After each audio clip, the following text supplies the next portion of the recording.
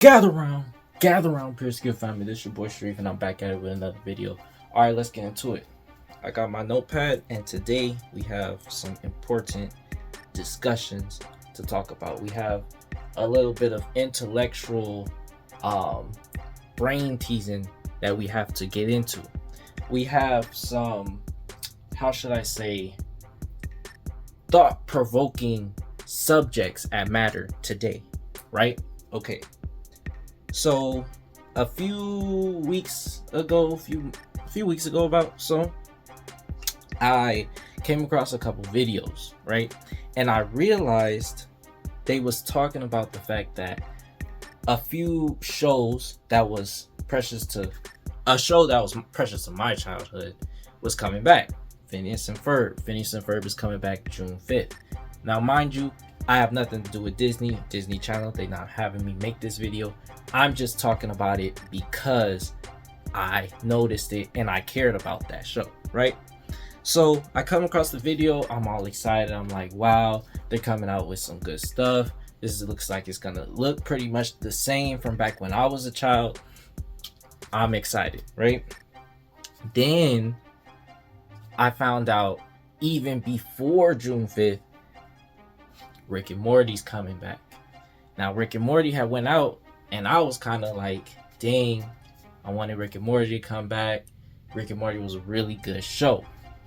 Now, mind you, my creative mind a little bit, I get to thinking, and I was watching a few videos about the 100 men versus a gorilla, and thinking about who will win that question in general, the question we all asked on the playground at some point, who will win this, who will win that.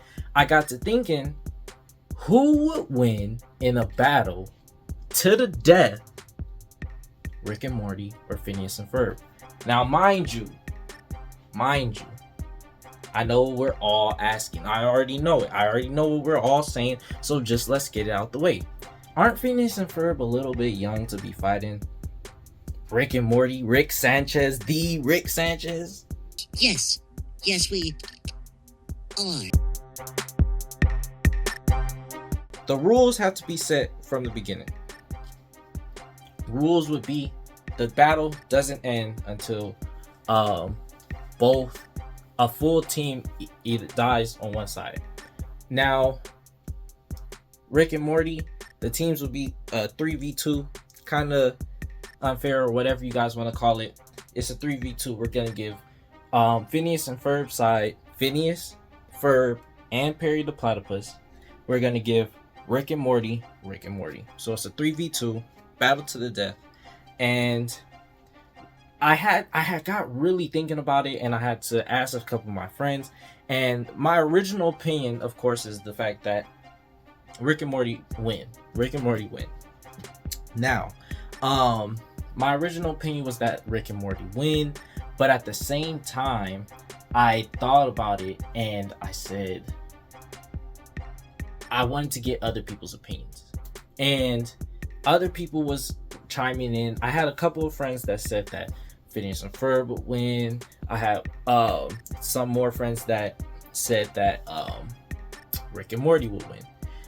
What really became the thought-provoking question, because majority was saying that Rick and Morty will win, and of course I want you guys to chime in, put in the comments who you think will win, how they will win, talk about it, discuss.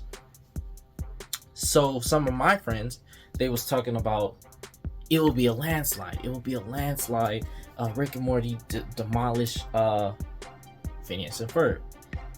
That had me defending Phineas and Ferb a little bit, because I'm not the type of person just to come up with this idea out of nowhere. I thought of it because I felt like it would be a good fight, and I don't think that Phineas and Ferb would just give up or fall out or immediately instantly die to Rick and Morty. First of all, I believe one thing that keeps them safe is the fact that Rick's biggest weakness is Morty. Morty, in my opinion, has barely any stats, And I'm gonna put up a PureSkill that I created. It's about the most research I've done in my entire schooling career.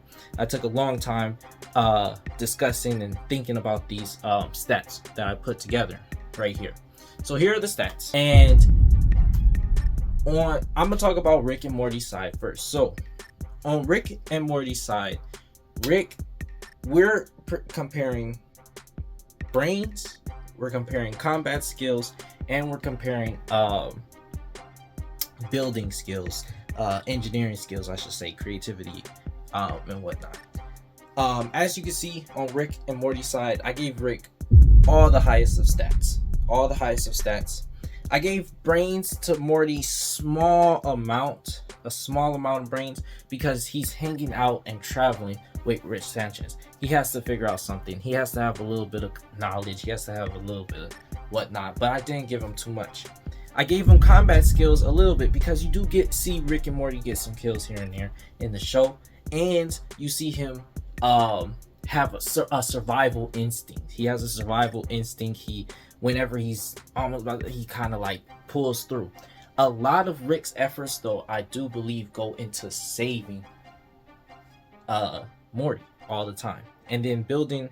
Of course, Morty, I don't give him too much of no credit for that, because although he might know how to use a lot of Rick's gadgets, he doesn't know how to build too many of them. On Phineas and Ferb's side, when it comes to brains, I gave Phineas and Ferb about the same amount of brains. They pretty much brothers, same background, do all the same thing. And really and truly, when I think about it in hindsight, I probably should have gave Phineas a little bit more of the brains because he's always coming up with ideas. But nevertheless, I don't know. Combat skills. When it comes to combat skills, I believe I give Phineas a little bit more than Ferb. Just because he has that main character syndrome a little bit. I did not PureSkill Perry the Platypus because when I first created this PureSkill, I did not intend to give Perry the Platypus, put Perry the Platypus on their team.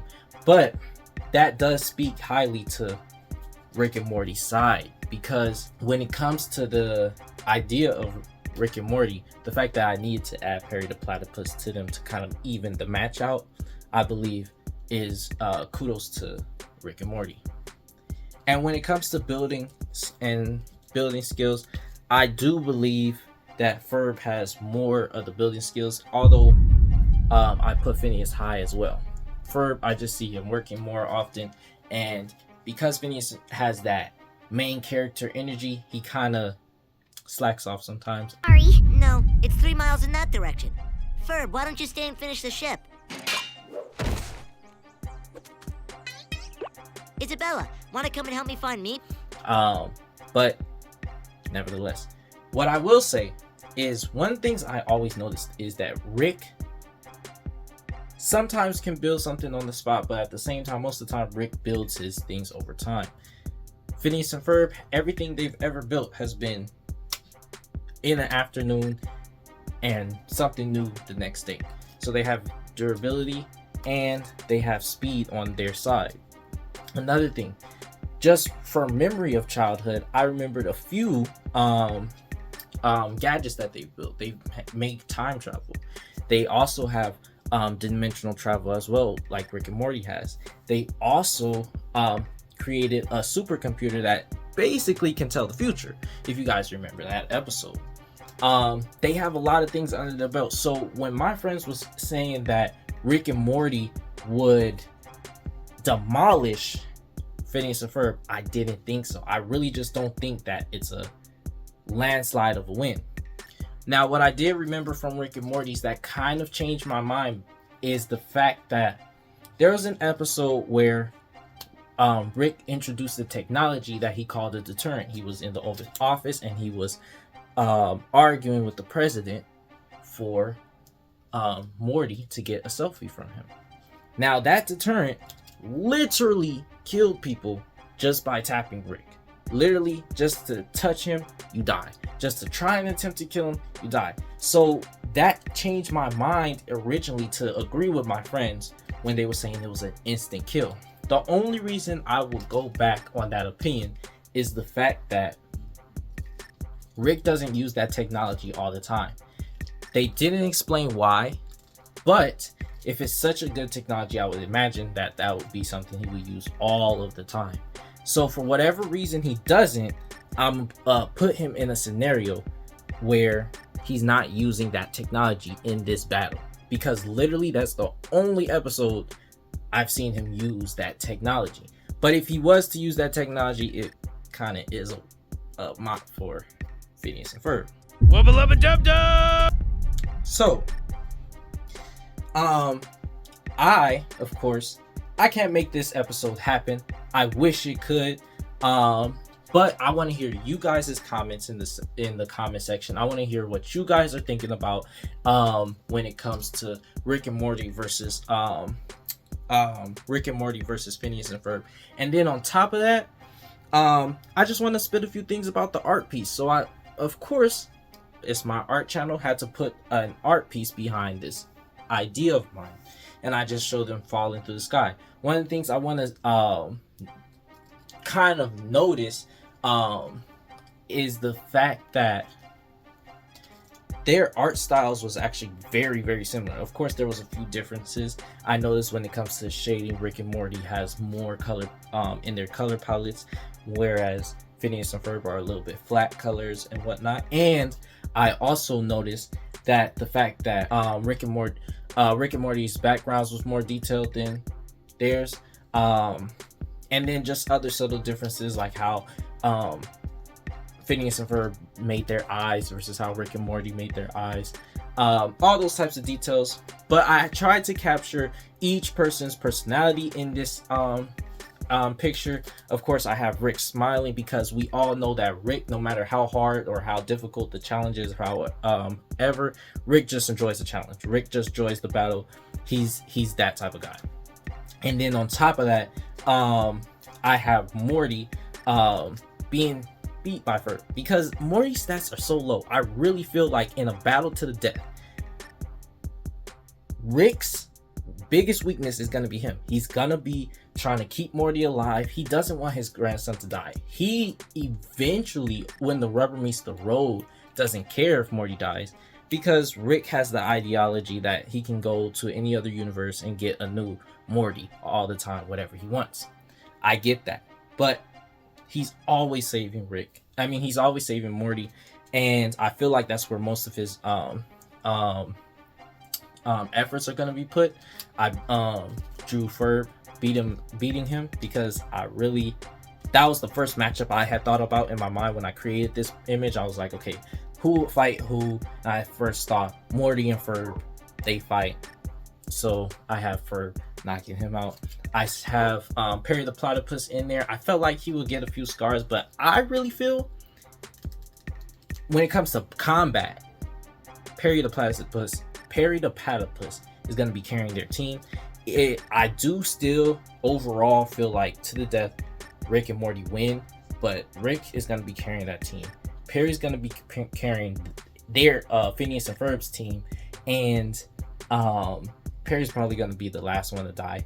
And if this was made as an episode by either Disney Channel or Rick and Morty's team, I would say that off comedic timing, not off of actual stats, comedic timing, I feel like they would probably have Morty kill Perry the Platypus as the last death or whatever, or whatnot.